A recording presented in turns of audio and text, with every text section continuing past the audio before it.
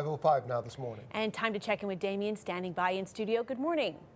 Hey, good morning, guys. So this week we're focusing on winter weather preparedness. And today we're going to kind of give you a behind the scenes look, a peek behind the curtain on just how sometimes difficult it can be to forecast winter weather. Now, here in Oklahoma, our atmosphere, kind of think of it as layers of a cake. Now, sometimes those layers of the atmosphere can be above freezing. A lot of times we see just a warm little layer of air, sometimes above the surface that's just above 32 degrees. Now, when that happens and the entire length of the atmosphere is above freezing, we get good old-fashioned rainfall, right? Now, if it's all freezing, we get snowfall. But that little layer that we were talking about, if any of that is above freezing, what happens is it'll start off as snow, but as it falls through that warming layer, sometimes it melts, and that's where we get the difference between freezing rain, sleet, anything like that. So that's how a lot of times here in Oklahoma, whenever we see that winter weather, it'll start off as rainfall, but as the cold weather continues to push in, it'll go from rain to a little bit of sleet and then eventually snow. So this is why sometimes we have that difficulty whenever it comes to